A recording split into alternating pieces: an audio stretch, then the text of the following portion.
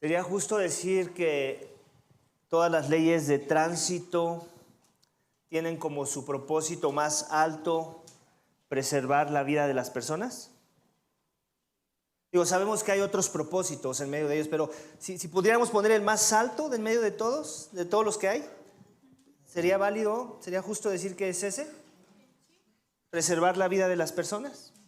Digo, también tenemos de que el tráfico sea lo más fluido posible y esto nos ayude a no atrasarnos, a llegar puntuales a nuestras citas. Otro podría ser que haya menos contaminación del ruido, ¿cierto? Imagínate si con el tráfico, con las leyes de tránsito que actualmente tenemos, hay ese ruido, los claxon de los carros, todo eso es contaminación del ruido. Imagínate que no estuvieran esas leyes a nuestra disposición. ¿Cómo serían los claxon de los carros? O el que las personas sean conscientes de la prioridad que tienen que dar a ciertos vehículos como una ambulancia o como un carro de bomberos. Eso sucede porque tenemos reglas de tránsito. Normalmente no sucedería, si así de por sí creo que somos una cultura que todavía necesitamos crecer en este tema de que cuando escuchamos una ambulancia todos nos hagamos a un lado. ¿Cuánto más sería el problema del traslado de un enfermo al hospital si no tuviéramos leyes de tránsito? O el paso peatonal aún.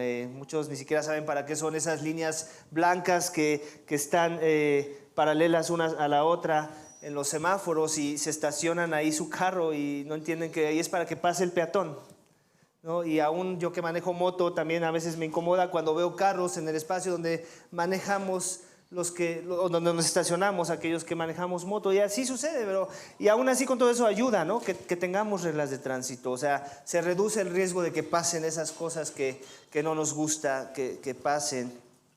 Pero otra vez, de todas estas que son beneficiosas, porque cierto nos benefician, no importa si manejas o no manejas, eres beneficiado por las leyes de tránsito. De todas estas no nos podría caber la menor duda de que la más alta, la más grande de todas es esta, la de preservar la vida de las personas. O ese es el fin último de todas. Todas se confabulan en esta dirección: preservar la vida del peatón, preservar la vida del que conduce, preservar la vida del que va en la ambulancia y llegue más rápido la ambulancia. ¿Y por qué te digo todo esto, iglesia? En nuestro texto esta mañana veremos en un aspecto similar esta idea de una ley, que no es una ley de tránsito, sino es una ley que Dios ha dado a Israel a través del libro de Levítico, que Dios le da a su pueblo Israel, donde en capítulo 25 que acabamos de leer, les da leyes que tienen que ver con este tema de la redención. Una redención que beneficiará su estadía en la tierra prometida, que Él está a punto de darles. Recuerden que parte de la promesa es que les iba a dar la tierra de Canaán. Todavía no están en la tierra de Canaán, pero Dios ya les está dando las reglas de tránsito, por decirlo así. Las reglas que van a ayudar a preservar sus vidas, pero aún con un énfasis en muchas direcciones con referencia a su vida espiritual, a la vida de sus almas. Estas leyes les beneficiarán como sociedad en una nueva tierra, pero últimamente tienen un propósito más alto, el propósito que apunta a un evento futuro y más importante, y que tiene que ver con la redención futura de las almas de los hombres, una redención que salva a las personas del peligro de la muerte eterna. El título de mi mensaje esta mañana, iglesia, es el siguiente: el Dios santo que da a su pueblo leyes de redención. El Dios santo que da a su pueblo leyes de redención. En nuestro texto esta mañana, iglesia, veremos 4 principios que en su conjunto anuncian y dan énfasis a esta idea de la redención que veremos en el texto. que en conjunto anuncian, iglesia, una redención más relevante, no solo para el pueblo de Israel, sino también para nosotros de este lado de la cruz. El primer énfasis lo vamos a encontrar en versículos 1 al 24, en donde de una vez te quiero decir cuál es ese subénfasis o ese principio que aporta al principio más grande, que es el principio de dependencia que apunta a la redención. Israel tenían que ser dependientes a Dios. Y ese principio al final apunta a la redención que Dios les quiere mostrar a través de ese proceso de dependencia, y se los va a dar a través de leyes que vamos a volver a leer. Versículo 1. Entonces el Señor habló a Moisés en el monte Sinaí. Habla a los israelitas y diles: cuando entren a la tierra que yo les daré, la tierra guardará reposo para el Señor. Este lenguaje no es nuevo, esta idea de guardar reposo, ¿te das cuenta?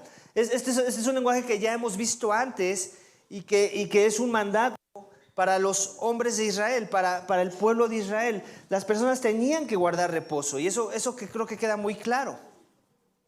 Pero algo que es sorprendente, o por lo menos a mí me sorprende, no sé a ti, es que no nada más las personas tenían que guardar un reposo. También la tierra que Dios les iba a dar tenía que guardar ese reposo. Dice: cuando entren a la tierra que yo les daré, la tierra guardará reposo para el Señor. 6 años sembrarás la tierra, 6 años pondrás tu viña y recogerás sus frutos, pero el 7º año la tierra tendrá completo descanso. ¿Un reposo para quién? Para el Señor. En otras palabras, ellos tenían que obedecer ese mandamiento, esa ley, como para Dios.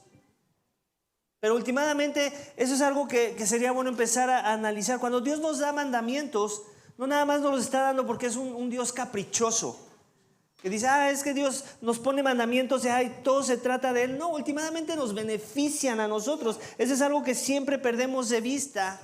Eso es algo que los incrédulos pierden de vista, y por eso piensan que nuestro Dios es un Dios aburrido, pareciera que si fuera un tirano. Dios no es ningún tirano. Él quiere que le veneremos, que le honremos, que le tratemos como Dios. Para ayudarnos a eso nos da leyes, y últimamente esas leyes nos benefician a nosotros. Nos guardan de la muerte, nos guardan del pecado, nos guardan de la maldad. Y sí es para Él, pero nos beneficia a nosotros, siempre. No encuentro una ley en la Biblia, te reto a que me des una ley en la Biblia que Dios te da y que sea simplemente para su beneplácito o para su conveniencia nada más. Todo el tiempo está pensando en nosotros. Creyentes y no creyentes, quiero aclarar. Ese es el Dios de la Biblia. Y lo seguimos viendo aquí, dice: un reposo para el Señor. No sembrarás tu campo ni pondrás tu viña. Lo que nazca espontáneamente después de tu cosecha no lo segarás, y no recogerás las uvas de los sarmientos de tu viñedo. La tierra tendrá un año de reposo. Entonces, es este énfasis en el año de reposo. Dice: el fruto del reposo de la tierra les servirá de alimento a ti y a tus siervos, a tus siervas, a tu jornalero, al extranjero, a los que residen contigo, también a tu ganado y a los animales que están en la tierra. Todas sus cosechas les servirán de alimento. ¿Te das cuenta? ¿Qué implica que Dios les dé esta limitante? Yo nunca he tenido la fortuna de sembrar mi propio alimento, mis semillas o mis verduras, pero quiero pensar que si mi alimento diario dependiera solo de un trabajo así, porque eso es a lo que me dedico, muy probablemente no quiero desperdiciar ni un día en el proceso del cuidado de esa cosecha. En el caso de ellos así era. Ellos eran una cultura agraria. En particular, el énfasis de la agricultura que ellos tenían era en semillas para hacer pan y otras cosas. Y Dios les dice: 6 años puedes trabajar esta tierra que te voy a dar, y en el último año no lo puedes trabajar, tienes que dejar descansar la tierra. ¿Qué principio te manda esa idea? El principio de dependencia a Dios. Entonces quiere decir que por un año entero, no un día, un año entero, ellos tenían que esperar en la provisión de Dios. Y no nada más era algo así como descabellado, también tiene su lógica. Dios les va a decir cómo es que esto hace lógica.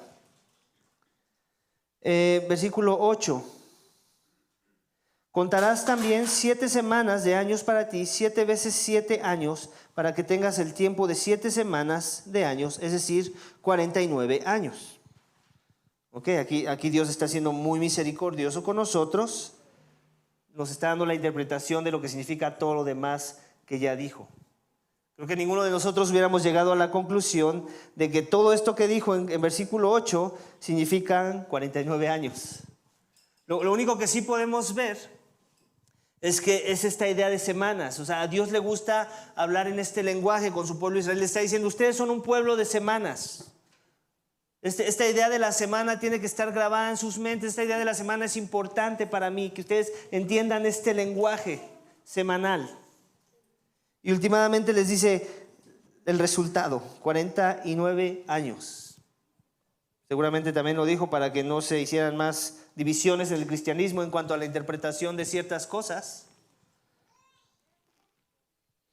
Y continúa diciendo, entonces tocarás fuertemente el cuerno de carnero el 10º día del 7º mes, en el día de la expiación, ustedes tocarán el cuerno por toda la tierra, así consagrarán el 50º año y proclamarán libertad en la tierra para todos sus habitantes. Entonces aquí ya viene esta otra idea de la libertad que tenían que ellos proclamar en el año 50.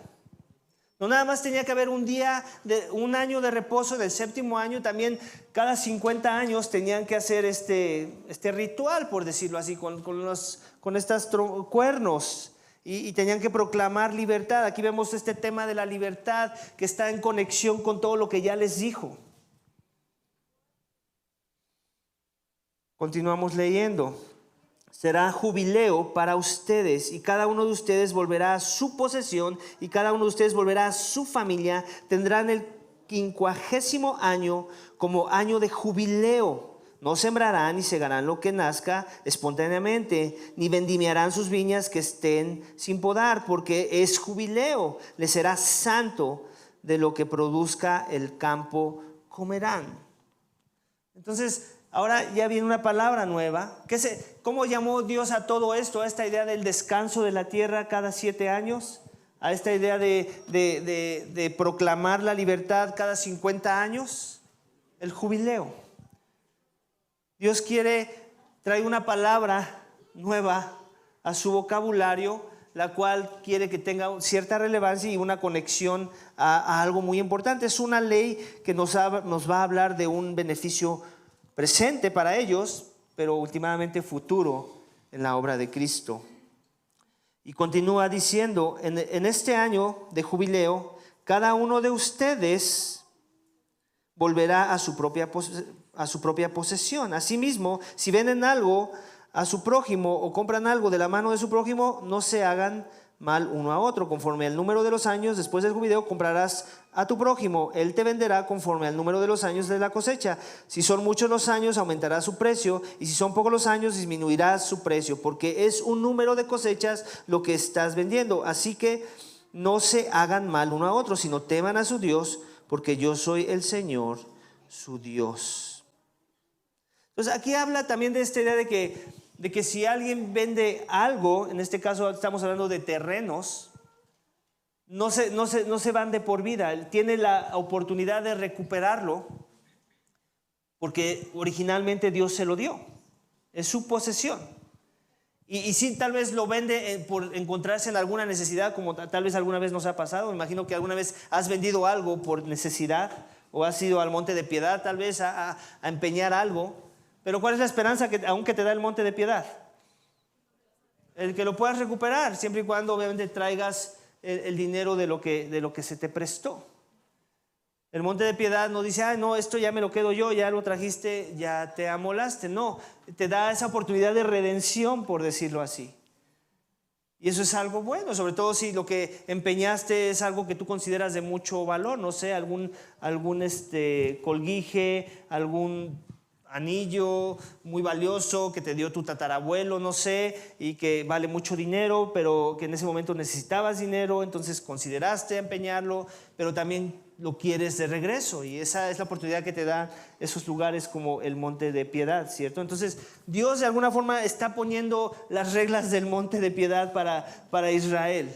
Le está diciendo, aquí no se pueden aventajar de nadie.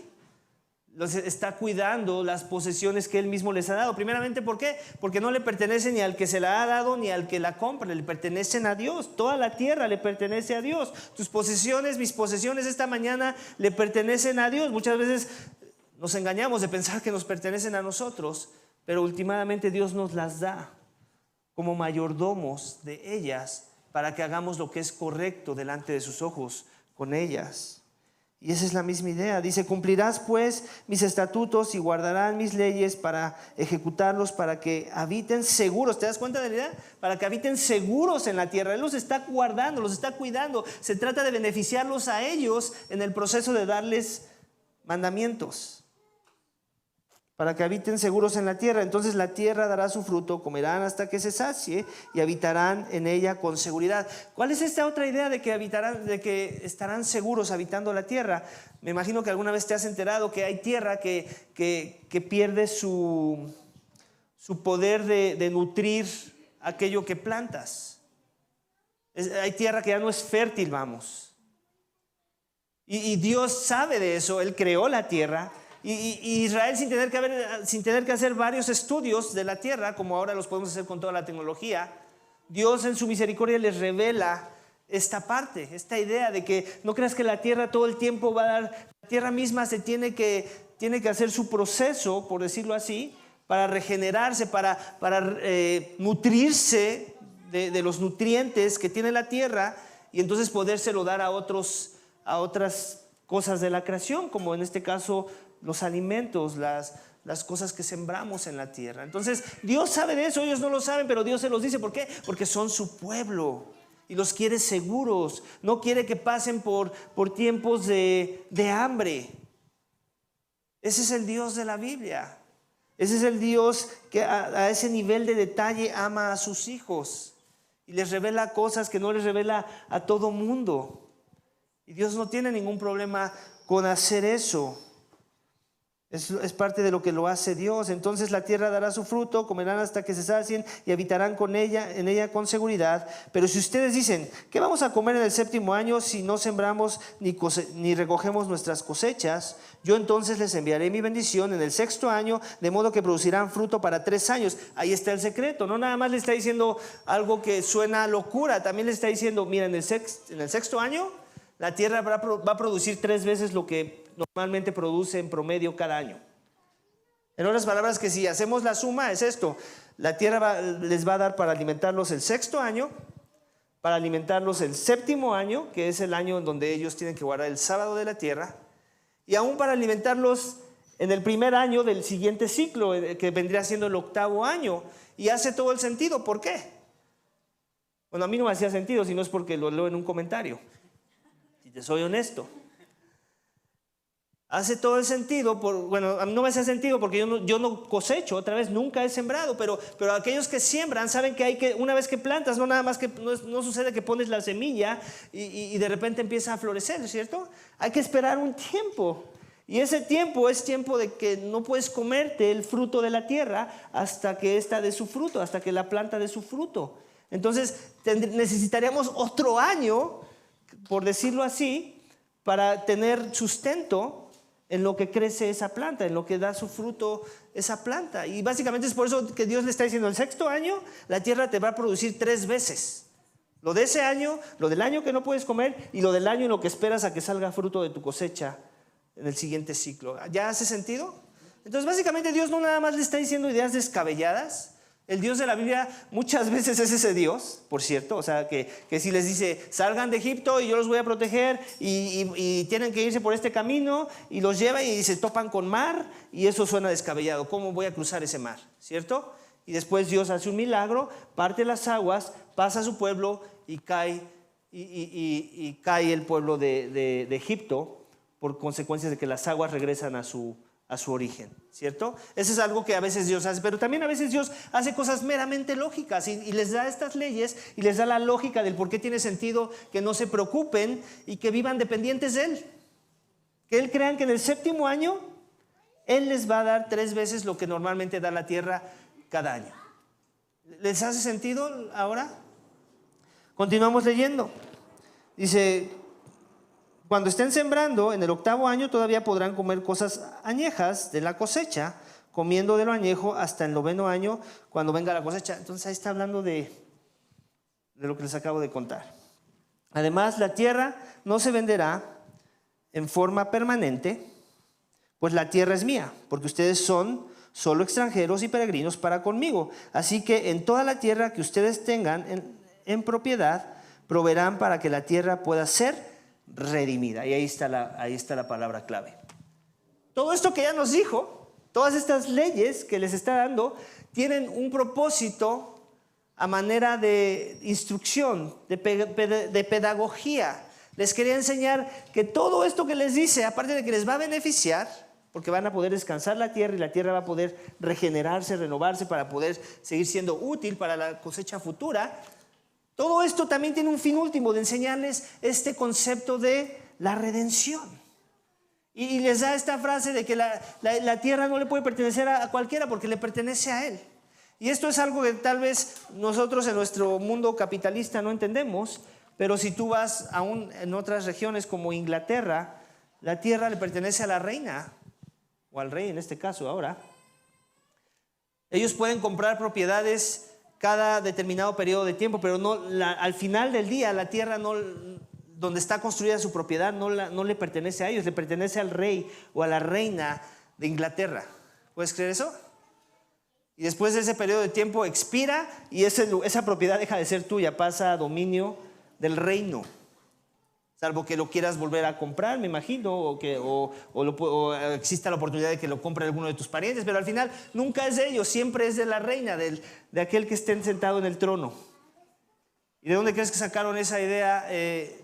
Pues los reyes de la tierra. Pues de este tema, obviamente ellos lo torcieron, porque de ellos no es la tierra, es de Dios. Dios es el soberano sobre todas las cosas, incluyendo la tierra que tú estás pisando en este momento, esta mañana. Este recinto no le pertenece a los dueños que les pagamos renta cada mes, le pertenece a Dios. Ellos se engañan de pensar que les pertenece a ellos, pero en realidad le pertenece a Dios. Y esta es la idea, el principio de dependencia que apunta a ¿qué? La palabra clave dijimos estaba ¿en dónde? Para que la tierra pueda ser redimida, que apunta a una redención de la tierra. Entonces es un concepto que Él quiere sembrar en las mentes y en los corazones de su pueblo, la redención. Esta idea de ser redimido es muy importante para Dios. Y uno podrá decir, ¿de veras esa es la palabra clave? Sí lo es, a veces así sucede con la Escritura. Necesitamos solamente una palabra que es como la llave de que haga sentido todo lo demás que ya dijo Dios. Y lo vamos a confirmar en el énfasis que vamos a seguir viendo en los textos futuros. Entonces, este es un buen punto para detenernos y hablar de la idea de cómo está tu dependencia esta mañana. Porque el principio está ahí, ¿cierto? Es claro. Israel tenían que vivir dependiente a Dios, eran el pueblo elegido de Dios. La pregunta es, ¿tú vives dependiente a Dios esta mañana? ¿En verdad estás esperando en Dios tu provisión, el cuidado, tu seguridad? ¿O tu seguridad está en algo más? En algo horizontal, en tu propia sabiduría, en tus propias capacidades a veces, en la cuenta de tu banco, ahí está tu seguridad. Todos los días lo checas a ver si sigue el mismo número, si no ha cambiado. A ver si Amazon no te ha hecho un cargo de algo que tú no hiciste. ¿Cierto? Y todos los días ahí está a ver si el número no ha cambiado. Y a veces esas cosas sutiles revelan dónde está nuestra seguridad. No estoy diciendo que sea pecado que cheques tu cuenta, claro, esto quiero aclarar. Lo que estoy diciendo es que a veces esa constancia de estar pendiente de todo lo que nos rodea, el no perder cosas que nos quitan el sueño a veces, revela muchas veces que tu dependencia no está en Dios, que mi dependencia no está en Dios. Y eso es algo que tenemos que cambiar, porque el principio sigue aplicando para la iglesia del nuevo pacto, en la sangre de Cristo. Dios quiere que vivamos en dependencia a Él, porque Él ya nos redimió. Por la redención que Él ya nos ha dado en la persona de Cristo. Una redención mucho mejor que la redención de la tierra. Amén. Vamos a continuar leyendo versículo 25 al 34, donde vamos a ver otro principio que apunta a este beneficio más grande, que es el principio de derecho a la tierra con beneficios de redención. Es un poco de lo que ya platicamos, ya vimos, pero aquí está más detallado con más instrucción. Principio de derecho a la tierra con beneficios de redención, versículo 25. Si uno de tus hermanos llega a ser tan pobre que tiene que vender parte de su posesión, su pariente más cercano vendrá y redimirá lo que su hermano haya vendido. Y en caso de que un hombre no tenga redentor, pero consiga los medios suficientes para su redención, entonces contará los años desde la venta y devolverá el resto al hombre a quien había vendido la tierra, y así volverá a su posesión. Pero si no ha hallado medios suficientes para recobrarla por sí mismo, entonces lo que ha vendido permanecerá en manos del comprador hasta el año del jubileo. ¿Cuál es el año del jubileo? El 7º año. Pero en el jubileo saldrá de su poder y el vendedor se volverá a su posesión. Si un hombre vende una casa de vivienda en una ciudad amurallada, su derecho a redimirla es válido hasta que se cumpla un año de su venta. Su derecho de redención durará todo un año. En otras palabras, si vendiste tu casa en una ciudad que está amurallada, no la puedes redimir hasta que pasen un año, ¿cierto? Continuamos leyendo. Dice, pero si se la redime en el espacio de un año, la casa que está en la ciudad amurallada pasará para siempre a su comprador por todas sus generaciones. No saldrá de su poder en el jubileo. Las casas de las aldeas que no tienen muro alrededor serán consideradas como campo abierto, tienen derechos de redención y son recuperadas en el jubileo. En cuanto a las ciudades de los levitas, ellos tienen un derecho permanente de redención para las casas de las ciudades que son su propiedad. Entonces, en el caso de los levitas tenían un privilegio. Todo el tiempo podían considerar redimir su propiedad, ¿cierto? En cuanto a eso ya lo leí. Dice, así que lo que pertenece a los levitas se puede redimir, y una casa de su propiedad vendida en la ciudad es recuperada en el jubileo, porque las casas de las ciudades de los levitas son propiedades suyas entre los israelitas, pero las tierras de pasto de sus ciudades no se venderán porque son propiedad suya para siempre. Entonces, ¿sí podemos ver el principio? Pareciera que estamos hablando aquí de bienes raíces, ¿cierto? ¿Alguna vez has tenido que lidiar con alguna gente de bienes raíces? Más o menos esta es la idea, ¿no? Pues yo te puedo conseguir un crédito en el banco, pero tú puedes hacer un pago por anticipado, y dependiendo de tus pagos, si tú quieres, se puede reducir el crédito. Si tú haces cada año pagos así de grandes, y empieza ese tema, ¿no? De poder redimir, por decirlo así, esa posesión, esa vivienda lo antes posible. Esa es la meta siempre, ¿no? Comprar mi casa lo antes posible, en el menor número de años posible, ¿cierto?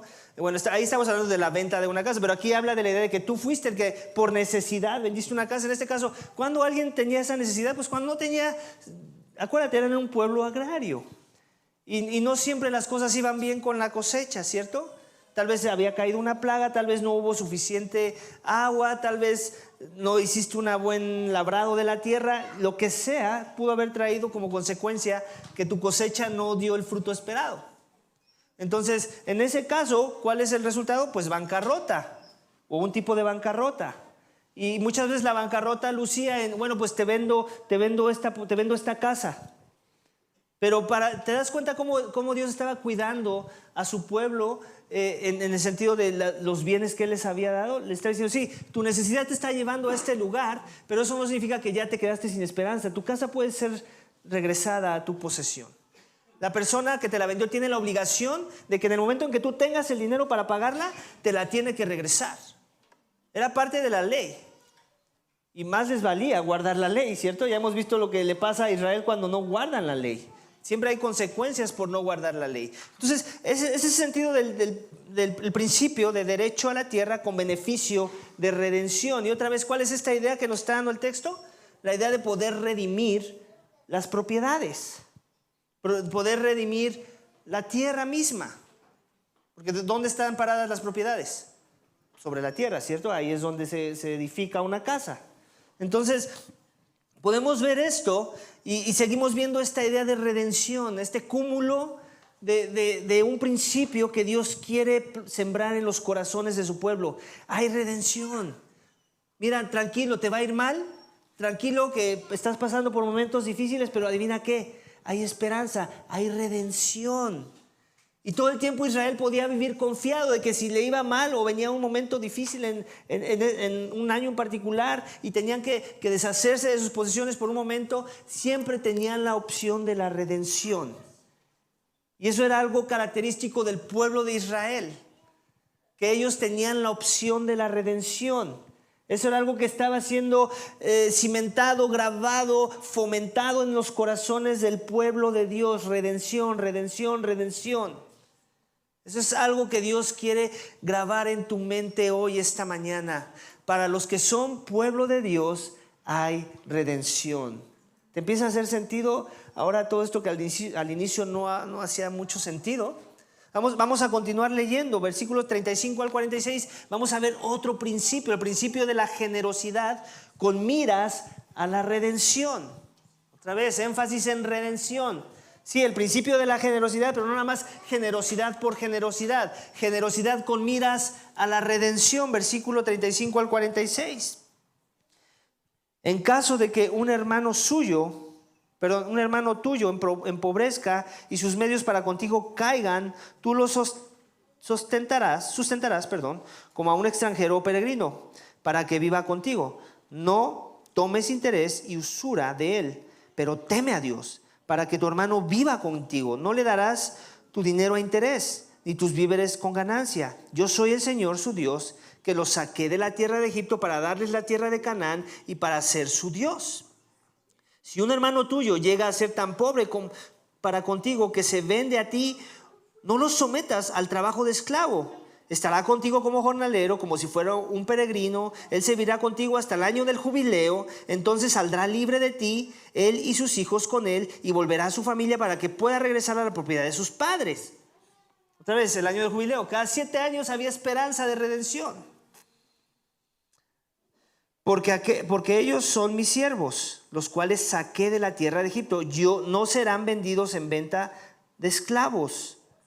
No te enseñorearás de él con severidad, más bien teme a tu Dios. En cuanto a los esclavos y esclavas que puedes tener de las naciones paganas que los rodean, ellos podrán adquirir esclavos y esclavas. También podrán adquirirlos de los hijos de los extranjeros que residen con ustedes y de sus familias que están con ustedes, que hayan sido engendradas en sus tierras. Estos también pueden ser posesión de ustedes. Aún podrán dejarlos en herencia a sus hijos después de ustedes. Como posesión podrán servirse de ellos como esclavos para siempre. Pero en cuanto a sus hermanos, los israelitas, no se enseñorearán unos de otros con severidad. O sea que hay varias cosas, y no te pierdas por el lenguaje, porque a veces nos perdemos por el lenguaje, ¿no? Esclavitud, Dios permitía la esclavitud, y nos rasgamos las vestiduras, ¿no? Y pensamos, ¿qué tipo de Dios es este? Bueno, el tipo de Dios que permitía la esclavitud, en realidad la esclavitud no existía necesariamente porque Dios les dijo, tengan esclavos. Era parte de la cultura de los días, la esclavitud. Israel era esclavo de Egipto, eso venía del corazón del hombre, había esclavitud, ¿cierto? Y obviamente lo que está haciendo con su pueblo Israel, les está enseñando una mejor forma de apoyar a alguien para que tenga que comer. Y le está diciendo, no tengan esclavos, tengan jornaleros.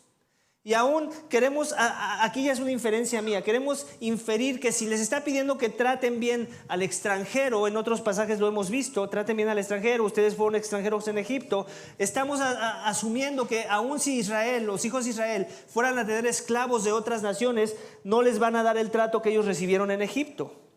El texto no nos lo dice, pero es lo que podemos ver. Pero aquí el énfasis en donde tenemos que poner atención es esta idea del principio de generosidad primeramente. Si tu hermano es pobre, lo suficientemente pobre que se tiene que vender como un trabajador tuyo, trátamelo bien, le está diciendo. Trátamelo bien, que él es mi posesión, no es tuyo.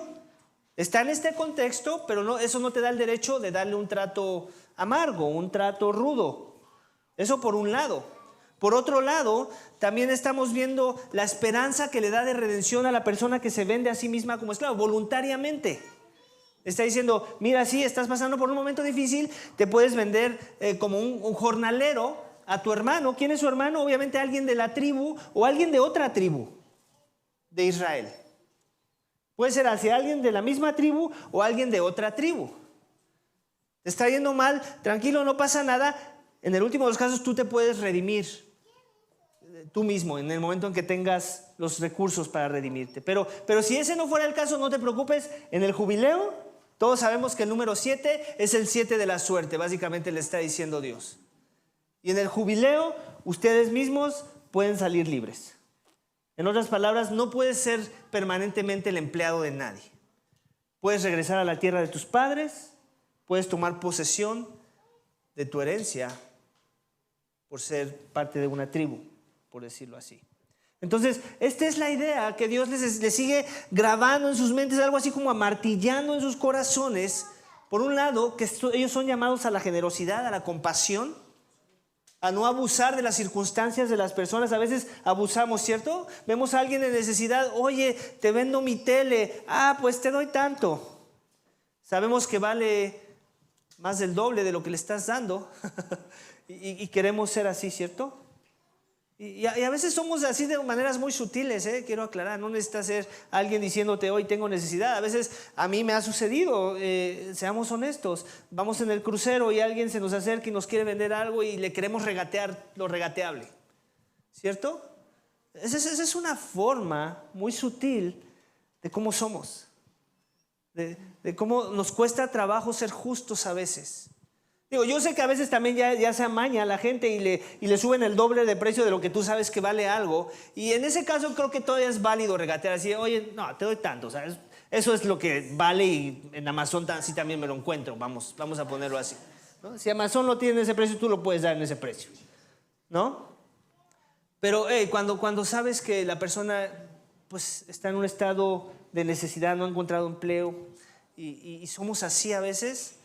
Otra vez, ¿de qué se trata estos principios? No nada más de que se nos grabe la redención en la mente, sino que podamos vivir en el corazón del Evangelio mismo a la luz de los principios que encontramos en la palabra de Dios.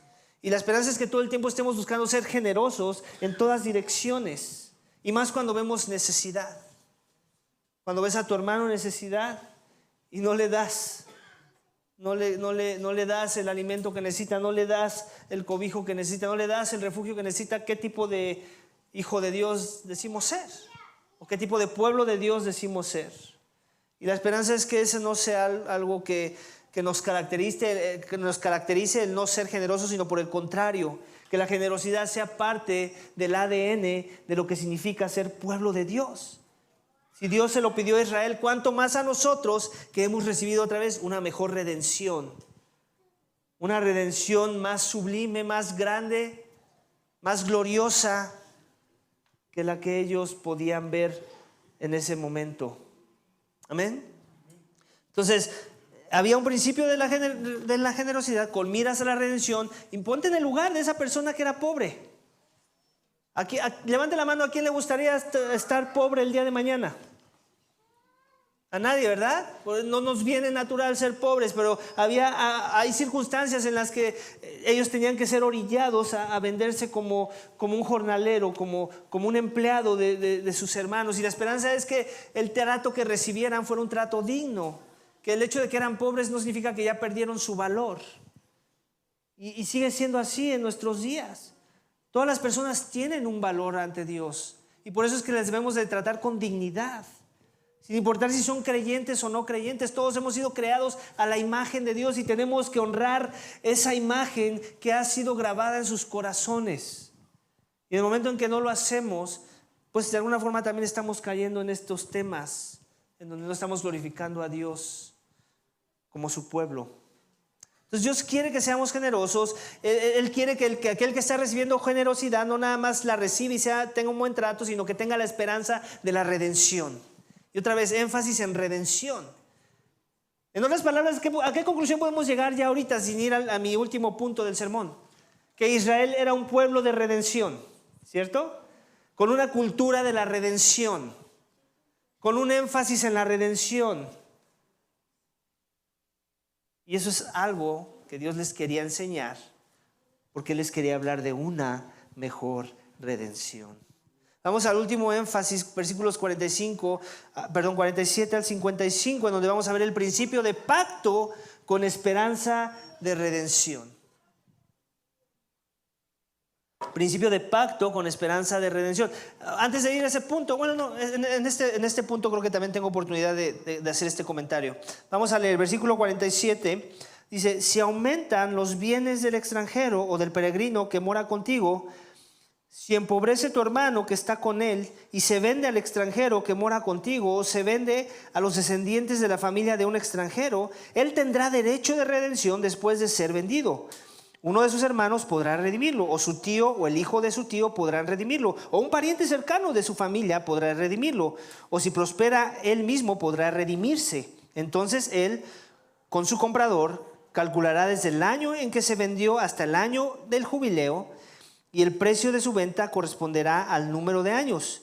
Los días que estará con él serán como los días de un jornalero. Si aún le quedan muchos años, devolverá parte de su precio de compra en proporción a ellos, para su propia redención. Y si quedan pocos años hasta el día del jubileo, así los calculará con él. En proporción a los años devolverá la cantidad de su redención. Lo tratará como quien trabaja a jornal año por año. No se enseñoreará de él con severidad delante de sus ojos. Aunque no sea redimido por estos medios, todavía saldrá libre en el año del jubileo, él y sus hijos con él, pues los israelitas son mis siervos míos son, a quienes saqué de la tierra de Egipto. Yo soy el Señor, su Dios. Ahí está otra vez. ¿Te das cuenta de la repetición? La redención va a poder ser redimido o no. Y al final del día le está diciendo: hey, la persona que se hace jornalero de alguien que es un extranjero, o sea, no un hijo de Israel. Vamos, imagínate, vamos a poner este ejemplo. Tenemos aquí a alguien de la tribu de Dan y aquí tenemos a alguien de la tribu de Benjamín. Este de la tribu de Benjamín es pobre y se puede dar como esclavo, por decirlo así, o como empleado al que es de la tribu de Dan, que tiene dinero. ¿Okay? Entonces él puede comer y todo. Están los beneficios de la redención. Últimamente el trato tiene que ser un trato decente porque es un hijo de Israel, pero también existían los contextos en los que un extranjero tenía las posibilidades, a él estaba yendo bien en la tierra y a uno de los hijos de Israel no. Él se podía vender también como un trabajador de esta persona, y la expectativa que esa persona tenía, si estaba viviendo bajo los dominios de la teocracia de Israel, es darles el trato justo, digno de pueblo de Dios. No se podían enseñorear de ellos. Era parte de los beneficios de ser un israelita. Ellos tenían su orgullo nacional, vamos. Si te vas a hacer rico en nuestras tierras, tú te tienes que acatar a las leyes de la tierra. Y si tú vas a tener de empleado a alguno de nosotros, de Israel, a algún extranjero, tú nos tienes que dar un trato digno de ser pueblo de Dios, porque le pertenecemos a Él. Esa era la idea. ¿En dónde estaba atada su identidad? ¿En dónde creías que estaba atada su identidad? ¿En ellos mismos? No, en el Dios al que le pertenecían. En el Dios al que le pertenecían.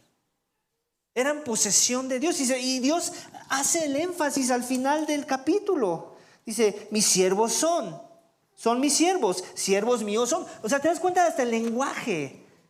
Mis siervos siervos míos son.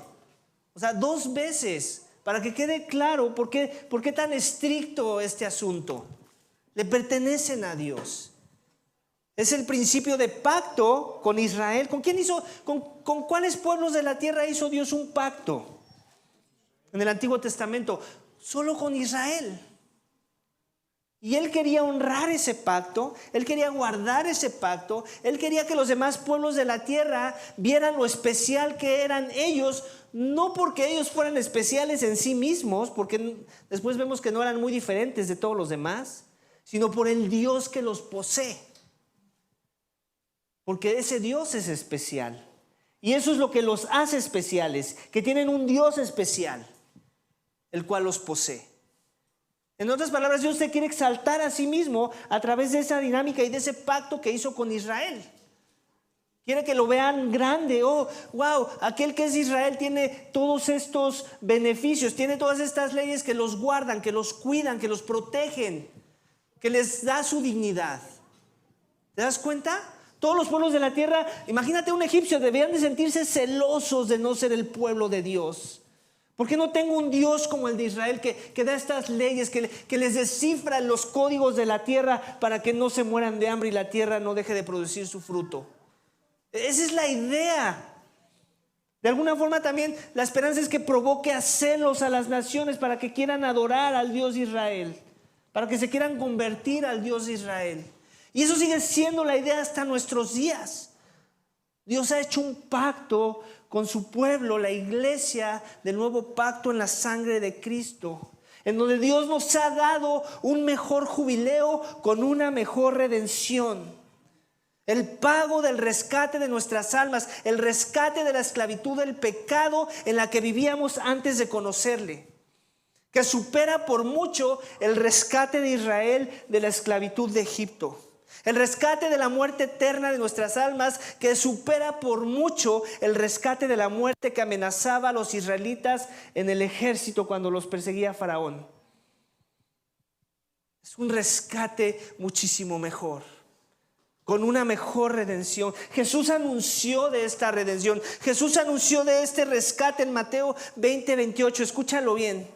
Así como el Hijo del Hombre no vino para ser servido, sino para servir y para dar su vida en rescate por muchos. En esta declaración vemos esta idea de redención, de que alguien necesita ser rescatado. Así como la tierra necesitaba ser redimida, así como las posesiones de Israel tenían la posibilidad de ser redimidas, así como los mismos israelitas podían ser redimidos. Toda esta idea, todo este concepto, toda esta filosofía de la redención que Dios le dio a su pueblo tenía un momento más glorioso cuando Cristo nos hablara de su redención.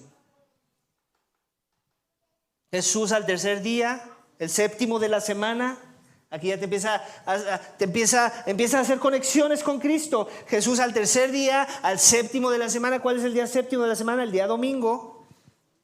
Resucitó para vencer el poder del pecado que nos esclaviza y el poder de la muerte que nos tenía atemorizados y sin esperanza. Su sacrificio trajo un mejor descanso, un descanso a nuestras almas, un mejor descanso que el descanso de la tierra. Un mejor descanso, el cual apuntaba al descanso que Dios pedía a Israel, que más bien los descansos que Dios le pedía a Israel apuntaban a este mejor descanso. Jesús no solo da una mejor redención que salva nuestras almas, iglesia, de la muerte eterna, sino que por la fe en su nombre obtenemos mejores beneficios, una mejor tierra, muchísimo mejor que la tierra de Canaán o cualquier otra tierra en la faz de la tierra. En Apocalipsis 21:8 lo podemos leer, donde vemos esta idea de esta revelación que Juan recibe de Dios. Y dice: entonces vi un cielo nuevo y una nueva tierra, porque el primer cielo y la primera tierra pasaron y el mar ya no existe. Esta idea del mar, no estamos ahorita en Apocalipsis, pero tiene que ver con la idea de los problemas. El mar estaba siempre asociado con problemas, con tribulación, y el mar ya no existe. Y vi la ciudad santa, la nueva Jerusalén, que descendía del cielo de Dios, preparada como una novia ataviada para su esposo. Entonces oí la gran voz que decía desde el trono: el tabernáculo de Dios está entre los hombres, y Él habitará entre ellos, y ellos serán su pueblo, y Dios mismo estará entre ellos. ¿Te das cuenta de las conexiones? Esta idea del tabernáculo de Dios. ¿Qué estamos viendo en Levítico? ¿Qué hemos estado viendo en Levítico? No el tabernáculo de Dios, la presencia de Dios en ese lugar. Aquí hablamos de una nueva tierra, de nuevos cielos, donde el tabernáculo de Dios está entre los hombres. La presencia de Dios está morando entre los hombres. Dice: y Él habitará entre ellos, y ellos serán su pueblo, y Dios mismo estará entre ellos. Este lenguaje de posesión, de ellos serán su pueblo, lo estamos viendo también en Levítico, pero mejorado aquí en Apocalipsis. Dice: Él enjugará todas lágrimas de sus ojos, y ya no habrá más muerte, ni habrá más duelo, ni clamor, ni dolor, porque las primeras cosas han pasado. El que está sentado en el trono dijo: yo hago todas las cosas nuevas. Y añadió: escribe, porque estas palabras son fieles y verdaderas. También me dijo: hecho está, yo soy el alfa y el omega, el principio y el fin. El que tiene sed, yo le daré gratuitamente de la fuente del agua viva. del agua de vida, el vencedor heredará estas cosas y yo seré su Dios y él será mi hijo. Otra vez, esta idea de la posesión. Estas son las promesas para aquellos que son del nuevo pacto en la sangre de Cristo.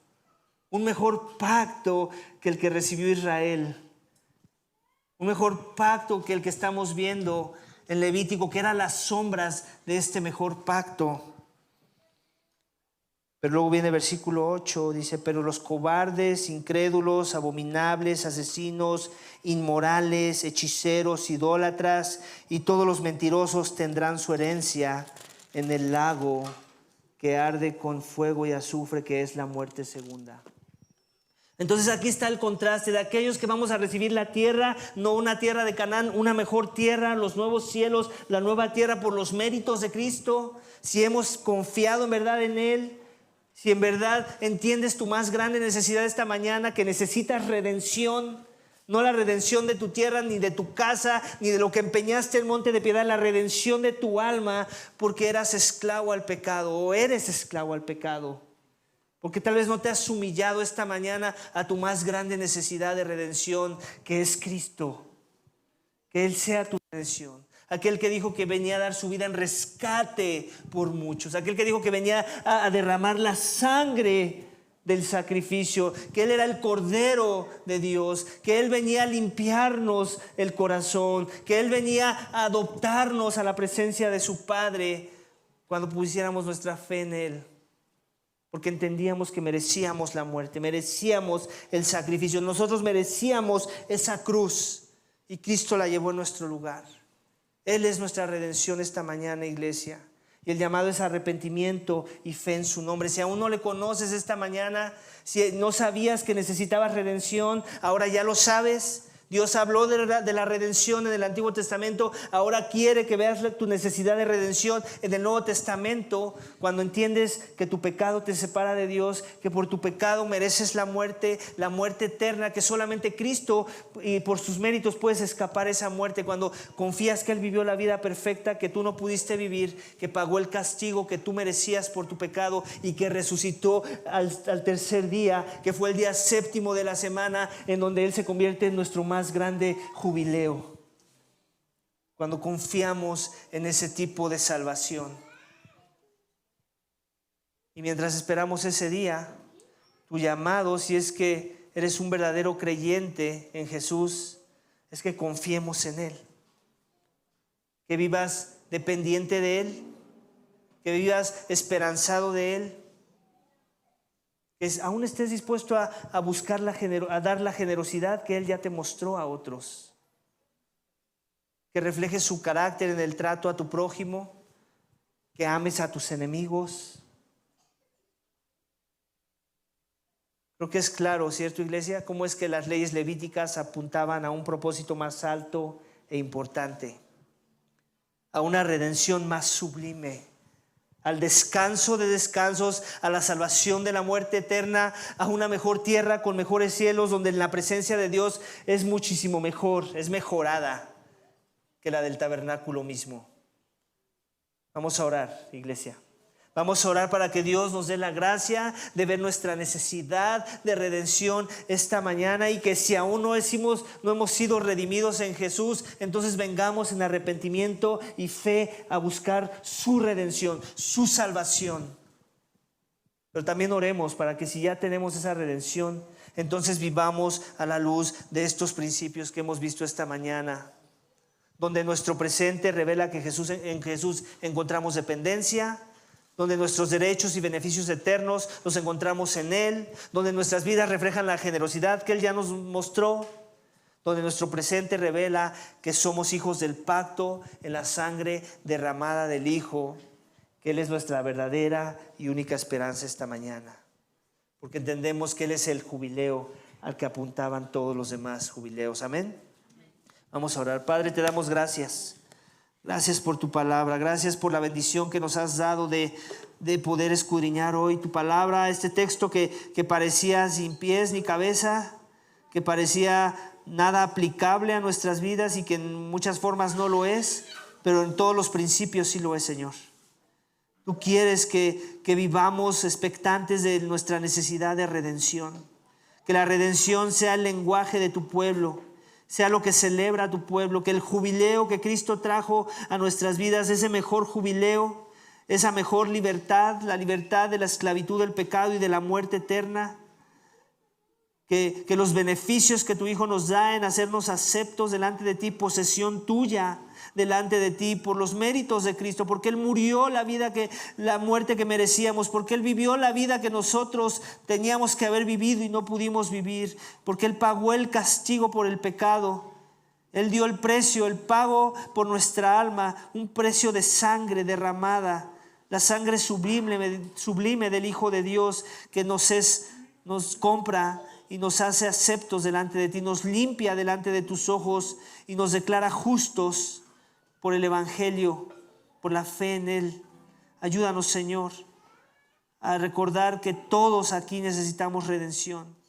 Ayúdanos a recordar que sin la redención nuestro destino eterno es muerte, la muerte segunda de la que leímos en el libro de Apocalipsis.